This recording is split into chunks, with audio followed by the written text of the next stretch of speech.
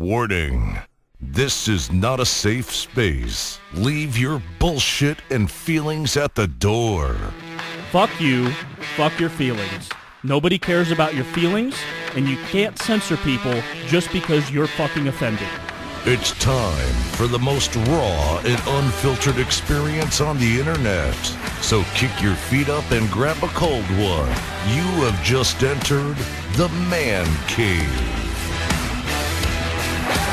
And now, here they are, winners of the self-proclaimed International Greatest Men Alive Award, Brad and Terry.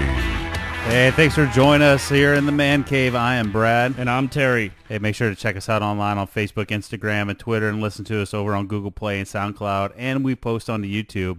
But if you want the full no bullshit experience and the ability to win prizes, you'll have to subscribe to us over on Patreon. We'll talk about that a little bit later in the show. Hey, man, can you beer me? I can, but I can't throw an actual beer at you because what we're drinking today is not in your average bottle. Okay, let's hear it. What do you got? So it comes in a bottle because I've had this before, and the reason I got it is because it's delicious. It's a Brother Thelonious Belgian-style Abbey Ale, and it's brewed by the North Coast Brewing Company, and it's delicious, and I'll pour it in the glass for you.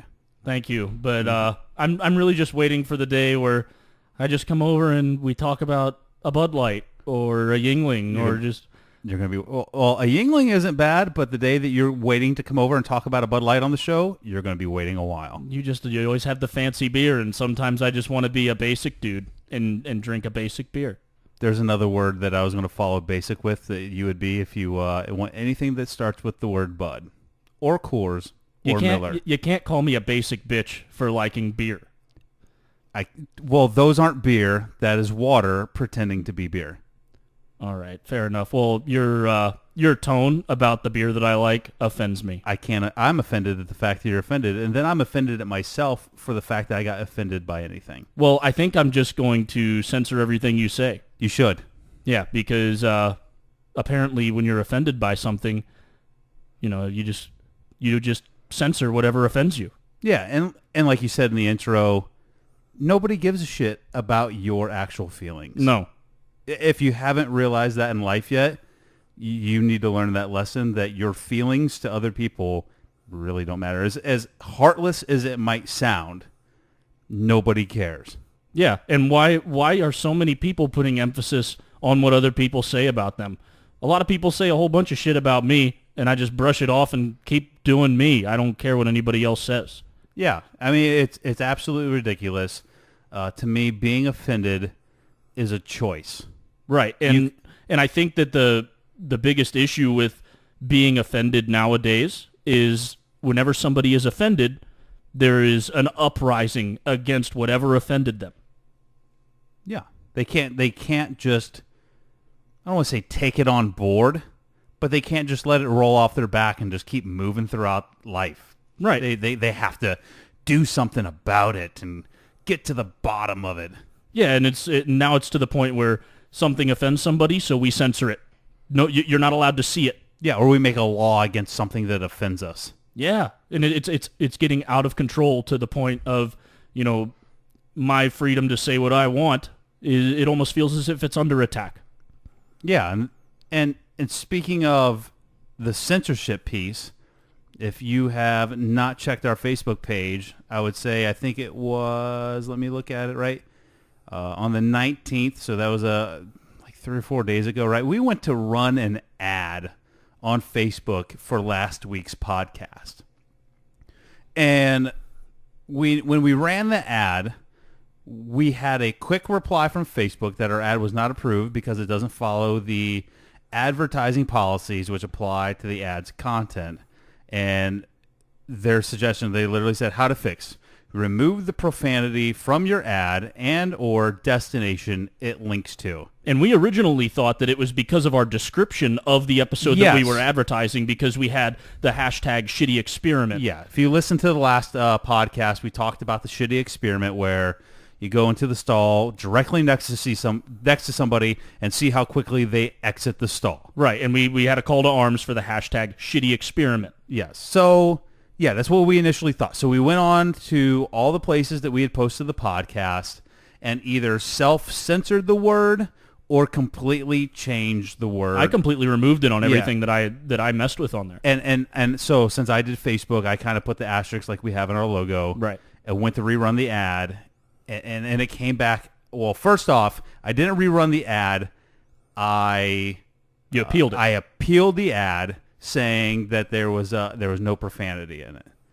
And that's when we really thought, okay, maybe it's because we actually used the word shitty, right? And we're trying to advertise with the word shitty. So we changed it, censored it, went all the way, and eventually I did change the Facebook. I didn't use the word shitty. I didn't use it in even the content of trying to censor it. I just took the whole word out. And then we ran the ad for another time. And that's when we really learned what they felt. It's our logo. Yes, it is 1,000% the logo. And because it has the word shit, now it's censored. Right. When we made it, we intentionally censored the word shit. Yes. But with the Facebook gods that be, they said no. And the reason when you read their policy is because somebody could be offended. So the question really is, when you talk about all of being offended, who is the person who gets to draw the line? Like, I mean, if I got to draw the line, there would be no line. Because I don't care if you're offended by something. If you don't like it, scroll past it. Well, I think that there is a certain line to be drawn at things in the nature of pornography, death, true, gore, things of that nature. But think about how many. Well, this has to do with their advertising, though. You can't so. I mean, normal post, we can post our logo, we can keep our logo. They're not trying to stop us from having our actual man cave with the skull and 2 crossed beer bottles in the back. No safe space, no bullshit. It's all about the advertising. Yeah. But think about all the other, like you said, offensive things that are on Facebook. I have watched an ISIS beheading on Facebook. Have you really? Yeah, 1,000%. Like, it's absolutely insane. I don't even want to get into, like, a beheading is, I would say, rated NC-17 compared to the worst thing I've seen on Facebook. Wow. And it's crazy what is actually out there. Now, what they do, if you think they might be a little offended, is they put the this video may show violent or graphic content. Yeah, you have to elect to watch it. Yeah. Now. Yeah. And do you know what they did that to? They did it to the video I posted about the sharks. Yeah. Yeah, I saw. How is the fact that there's a shark around and the dude's trying to catch some other kind of like fish, yeah, and there's a shark going around him? How is that like it's fish blood? Right. It's catching fish. How is that going to offend or be it's literally humanity trying to eat? Yeah. And he was in a little bit of danger. I think the issue they probably saw was the fact that he stabbed a shark in the head, but I thought that was one of the manliest fucking things I've ever seen. This dude here is being surrounded by sharks. He's got a fish that he has caught with pretty much his bare hands, free diving, and he is stabbing sharks in the head to stay alive. That's fucking cool if you ask me. Yeah. And the words you used are true as could be. Balls of steel. Oh, yeah. I don't think I'd be down there. No. And like you said, it circles him a couple times, and he just kind of punches it, and then finally he's had enough shit that shark comes around, and all of a sudden he just stabs that thing right in the top of the dome. Yeah, and that's not our video. I didn't post that. I shared it from something else that I saw, but still for a video of that nature to be censored because somebody may be offended, I'm guessing due to the hurting of animals. It's violent. Right. It has graphic content because it shows blood. Right. And what's really funny about the whole censorship thing and the fact that it's now plagued our page twice is if you look at the ad, you can see the word shit in our ad censored. Oh, yeah. It's in the back. So we switched around. Yeah. We changed instead of the normal profile picture with the, like you said, the skull and the cross beer bottles, we used the cartoon character that we have of ourselves. Yeah. But in the background of the cartoon character is our logo on the our flag. Logo. Yeah. And on the flag, it says no safe space, no bullshit. let's hope the Facebook gods don't listen to our podcast, because then they're going to quickly realize that they shouldn't have allowed that to happen, and then we will have no images that we can use in an advertisement. Well, I looked up their policy on advertisement, and it does say in their policy that even if a word is censored, they don't allow it to be advertised. It's not something that was directed at us because of what we're doing, right? So it is something in their policy which we were not aware of until afterwards. But I also read in that same article, because I looked up an article for people who have had this happen to them. And basically they said, it all just depends on who's working Facebook that day and approving ads, because people have had success where they've gone to run an advertisement, it's got denied, and then they go and try and run it the next day, and they have no issues. So it all just depends on who's there. And I think that comes back to what you brought up earlier about who draws the line. Now we have an inconsistency.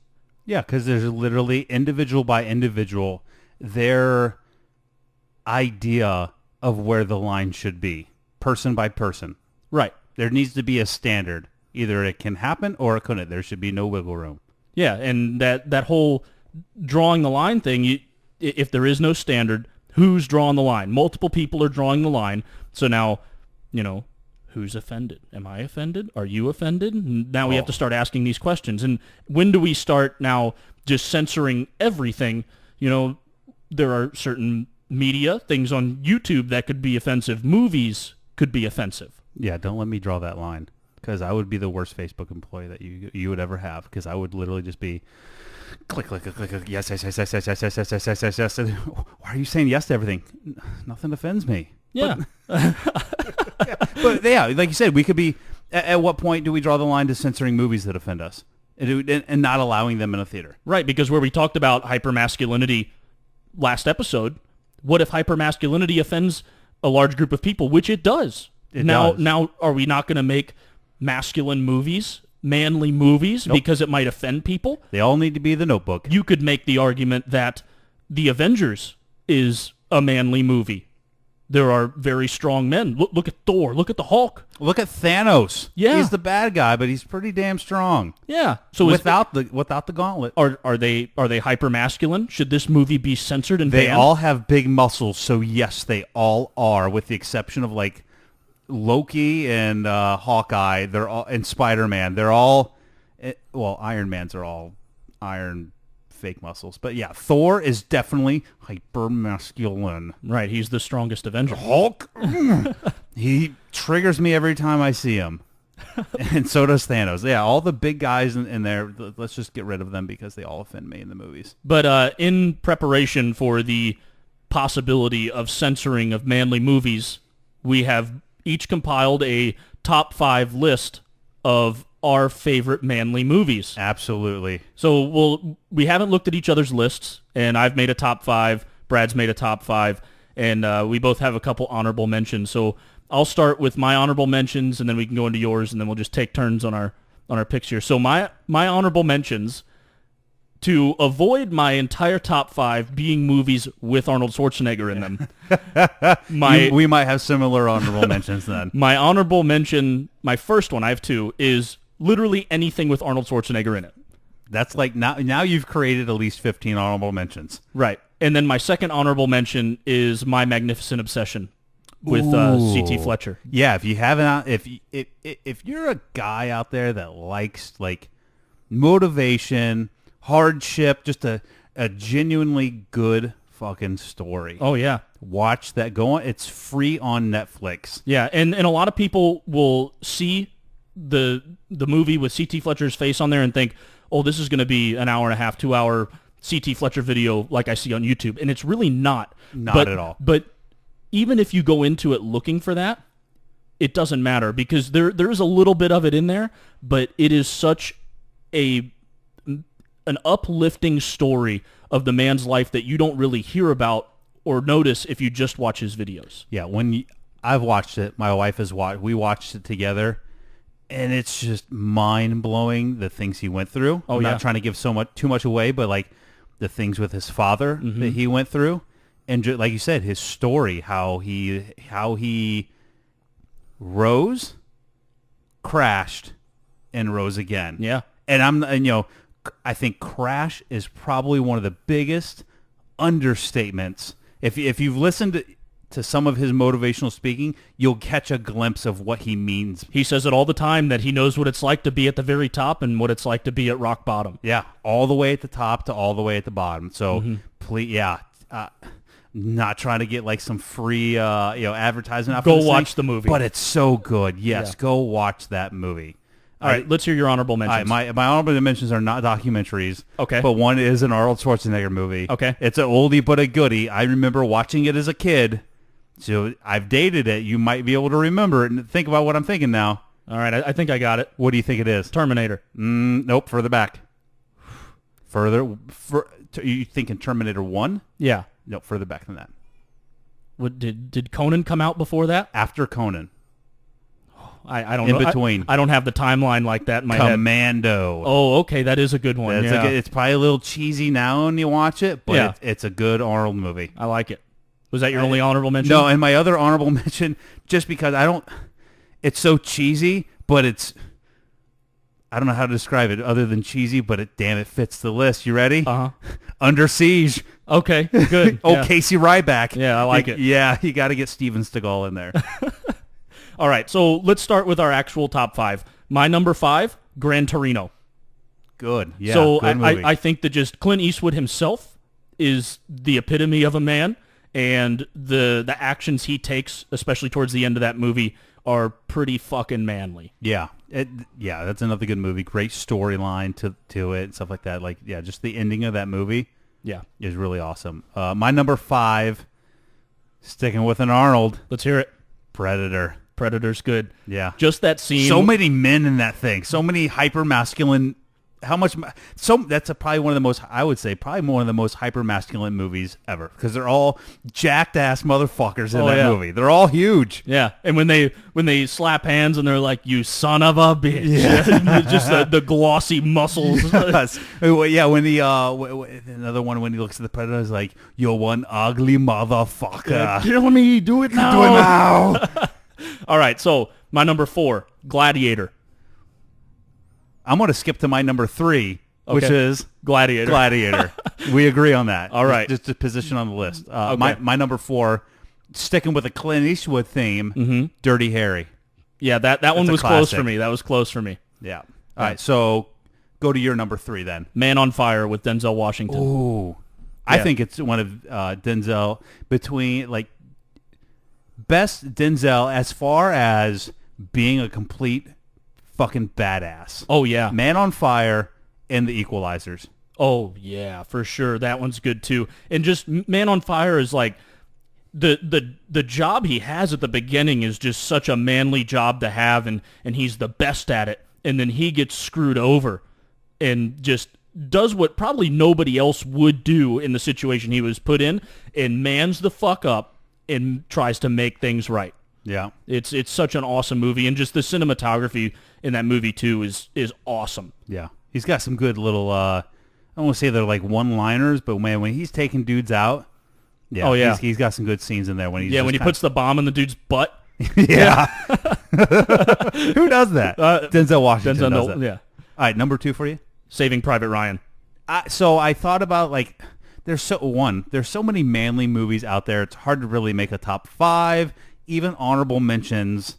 And you're going to exclude something. We can post this on the Facebook and see what other people's opinion are, and I think they're going to be all over the place. And nobody's really wrong, unless you're going to go with My Little Pony. or The Notebook. There are those bronies out there, though. There are. We can save that for another episode. Yeah, I have worked with a couple bronies. Oh, I've never met one in person. But the Saving Private Ryan, it's not just a manly movie because it's a war movie. There are more manly men died that day doing, I'm talking about the first scene, died that day doing the most manliest thing you can do. Yes. And that is charging into literal hell in defense of humanity. Knowing that your odds of dying that day were more than 50%. Dudes walked out of those things knowing that this is it. Next 2 minutes, I'm probably going to be dead. Yeah. and they didn't curl up like little bitches No. in the corner. They ran forward. They ran because that's the only fucking option you have. Yeah. The only fucking option you have is to run and try to figure out some sort of cover to save your life and start fighting. D-Day is arguably the day of most masculinity in history. Yes. Because so many manly men did the manliest thing that they could do. Forever. Yeah. Forever. My number 2, back to, like you said, like a war movie, Heartbreak Ridge. Okay. Clint Eastwood. Yeah. You're a big Clint Eastwood fan. I want to say I'm like some huge Clint Eastwood fan, but I think the reason this one elevated so high on my list is I remember watching this movie with my dad, and I probably wasn't any more than like 13 watching this thing. Okay. And like some of the things that are go on in this thing, like it's epic. Yeah. Watching, him take down the Swede. Mm-hmm. He takes him down. Like them trying to figure out which frickin' shirt he's going to wear in the morning for PT. Yeah. And when they can't match because they can never figure out until the last day, they kind of get a little intel from the lady at the bar. They can never figure out what shirt to wear because they have to match him. And if they don't match him, they have to run with their shirts off. Hyper-masculinity, shirts off. It's insane. He walks in one time. He's like, "Drop your cocks and grab your socks." Yeah. It's great. Yeah. But I remember watching that when I was like 12 or 13 years old with my dad. I think, like I said, that's what elevated that onto the list and up to my number 2. Okay. Do you want to do your number 1 first, or do you want me to do it first? I'll do mine because I think there's something going on with your number 1. Like There we is, talked yeah. about. All right. So my number 1 manliest movie, if you have not... I would say, though, if this is not in everybody's top 5 manliest movies, there might be something going on. Well, it's obviously not in my top 5. You might need to check your pulse. Unless our number 1s match, which I don't think they do. I don't think they do. No. All right. So my number 1, Full Metal Jacket. Oh, yeah. I thought about Should have putting made it your in top there, 5 somewhere. Yeah, but the issue with Full Metal Jacket for me is just... None. There are no issues, Well, especially at least with the first half of Full Metal Jacket. That's my issue, is so many people, if you ask them if they've seen Full Metal Jacket, Yeah, they'll they've say only- yes, but they turn it off once the drill sergeant Yeah, dies. was it R. Lee Ermey or whatever his name is? Once he's gone and they actually go to Vietnam, They turn and it off. fight. They turn it off. The first half is boot camp. The second half is a war movie. And I have seen that movie several times, and I will tell you, more than 50% of the times I've watched it, I've turned it off at that point. I will admit, while it is my number 1, over 50% of the time I've watched it, I have turned it off after Private Pile shoots him and blows his own brains out. So if you haven't watched the movie, sorry, spoiler alert. It's how old now? We're past the point of spoiler alert. I know, but there's probably some 18-year-olds that might listen to this podcast. You're like, oh, Full Metal. Oh, you just spoiled the whole fucking thing for me. But it speaks volumes of the movie that it makes number 1 on your list with only half of the movie. Oh yeah. That That first half. Yeah. Is epic. Yeah. Me love you long time. That second half of the movie though. So my number 1 is a trilogy. Ooh, trilogy. It is a trilogy. Of only 3? Only 3. Only 3. That's what trilogy is. I know. Fuck you. So it can't be Rocky. No. Don't say it's Lord of the fucking Rings. No. It is. Is it a Star Wars first half, second half? No. It is the Expendables trilogy. Really? If you think about what we are ranking here in terms of manliest movies, what is more manly than the most jacked action heroes literally walking around and killing everyone with perfectly aimed headshots with no story? I would say the plot of the movie should not make it to the number 1 spot. Right. But by the standard that we've created of manly, let's say, the most hyper-masculine movies available. How can you argue with it? I am at a loss. I can't. Like, I mean, it's got like Terry Crews, Arnold Schwarzenegger, Bruce Willis. Yes. It's got Jean-Claude Van Damme. It's got everybody. Every single person. Yes. Wesley Snipes. Yeah. Wesley Pipes. Yeah, and his joke in the beginning of the third one when they asked him why he was in jail, tax evasion. I would say that, but it's not a joke. He actually went to jail because for it. It's true. Yeah. Oh, that was good. That was good. I went full serious. I'm glad you didn't go full serious. Yeah.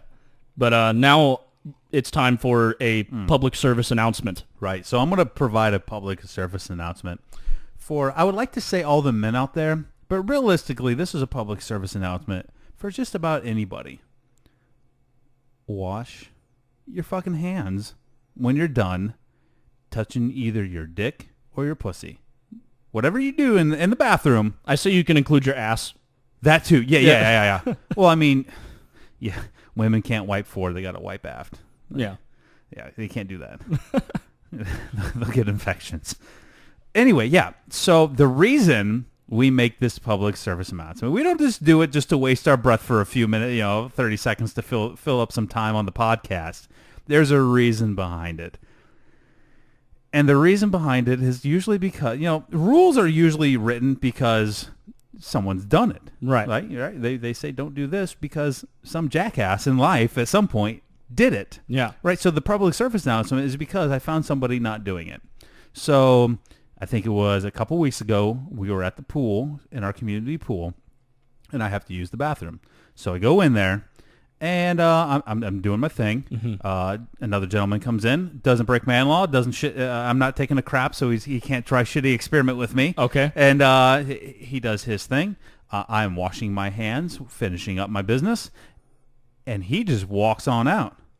Doesn't wash his hands, doesn't do anything. Okay. All right, so you would normally think, okay, no big deal. Dude walks out, doesn't wash his hands, whatever. About 5 minutes later, him and his family are getting ready to leave the pool.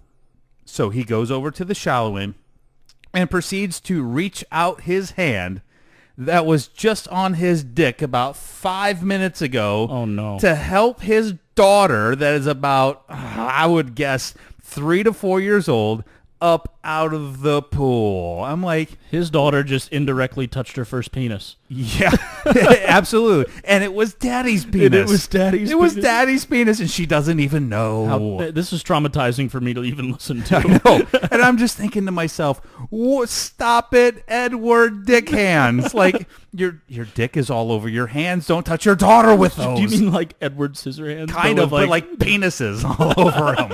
Yeah, like imagine instead of having fingers, you had penises as them. And you might as well just like, maybe you got like your middle finger is usually your biggest finger. Yeah. So maybe you just whip that big old bad boy out there and hold on, honey, grab on to daddy's old dick finger and I'll get you out of the pool. Man, I can at least hope that he was having a good dick day. Oh, I wasn't looking to see, but I think you should tell us what a good... Well, what is a good dick day? So, it's, women have bad hair days. Men don't really have bad hair days because we wake up, sometimes we take a shower, sometimes we don't. Who cares? Yeah, like my hair gets my hair's a little longer and it gets a little messy. But honestly, if I don't like the way my hair looks, what I do? I put a hat on that bad boy. Yeah, I'm wearing a hat right now. Yeah, like so it doesn't matter even if I think my hair like looks like shit, right? Because a lot of times with my long hair, I'll have like this huge poof on the fucking top, like a man bun. It's like a bump it. If you ever seen the commercial, look it up. It's a bump it. I have like this bump it going on top, but what I do is I throw a hat on that bad boy for about an hour, and then you're good. Fucking good to go. See, I'll get bad hat hair, but usually if you wake up in the morning and you don't want to wear a hat, I haven't used a brush or a comb in my hair for a long time, and all that I do is I maybe throw a little bit of water on it, take my hand across it, and I'm good to go. But the good and bad dick day is something that you don't notice. You'll notice a bad hair day or a good hair day. But sometimes you ever just wake up and it looks bigger, more full? Oh, yeah. Sometimes I wake up. It looks full because I got it. I'm a little older. I got to piss like a racehorse, man. Well, sometimes that's why. And he is at attention. Yeah, but even afterwards, sometimes that lingers over and it gives you a good dick day. And, and it changes your whole persona. You're more confident in everything that you do because, like at any point I can just whip this thing out and I'm having a good dick day and I don't care. Yeah, whip it out and just give a little nod. Like, what's up? Yeah, I'm having a good dick day. When he's on point, you're on point. Yeah. When he feels good, you feel good. Yeah, so it's just, the good and bad dick day is, I think it's a thing that not a lot of people really acknowledge. Because if your buddy's having a bad day, maybe you need to ask him if he's just having a bad dick day. Yeah, especially if you're a dude. If you're a girl, but the thing is, I think if you're a girl, you can turn a bad dick day into a good dick day every day of the week. They hold the power. Yeah. We can't do it ourselves. No. Well, he won't cooperate with us. Sometimes we can do it ourselves. Sometimes he won't cooperate with us. Yeah, though, he's just not having it today. He's like, just quit. Yeah. Hey, I did want to ask you one thing before we head out of here. What's that? How's your old girl doing? I haven't seen her. That's maybe a good thing. Could be. Do you have one in your hip pocket ready to go? Someone told me one, and I can't remember what it was. They told me a real good one at work, because I told the story at work, and they gave me a really, really good one, and I can't remember. Again. You got to ask them again. You got to have that thing written down. Well, I would say not written down because that's too cheesy, but you got to have that thing ready to rock. But hey, if you need a little help, I looked one up for you. You ready for it? Oh, boy. All right. Oh, yeah. Let's hear what you got. So when she gets in the elevator, all I got to do is look at her and be like, hey, baby, if you were a Transformer, you'd be Optimus Fine. Oh, God. Do I have to start it with, hey, baby? No, I want it because she's going to think that you're just some hyper-masculine motherfucker. So I would just look her, I would look her straight in the eye and just be like, hey, how are you doing today? Oh, I'm doing fine. Hey, if you were a Transformer, you would be Optimus Fine. That is borderline worse than the one I did. Yeah. But at least in this one, It's recording. You're not calling her Mama Beaver. True. All right. Hey, don't forget to check us out on Facebook at the official Man Cave Podcast, on Twitter at the Man Cave 14, and on Instagram at the Man Cave Podcast. And also we put this on YouTube. But hey, don't forget, if you want the full, no safe space, no bullshit experience, go over and check us out and subscribe over on Patreon. For only $1, you're going to be entered in to win a UKEG 64-ounce stainless steel growler and all kinds of other prizes that we're going to give away. Yep, you heard that right. For just $1, you could win a $140 fully pressurized growler. When you get it filled, you take it home, and it's just like being at the bar. And for $5 a month, you're not only going to get entered to win the prizes, you're going to get exclusive access to special podcast episodes, exclusive access to tell us what you want us to talk about, and give us feedback on the topics from every single podcast. So, hey, you don't have to go home, but you can't stay with us. We'll see you next time here in the Man Cave. Don't let the door hit you on the way out. Any real man would follow us on Patreon for exclusive content and prizes at patreon.com/The Man Cave Podcast. The Man Cave. No safe spaces, no bullshit.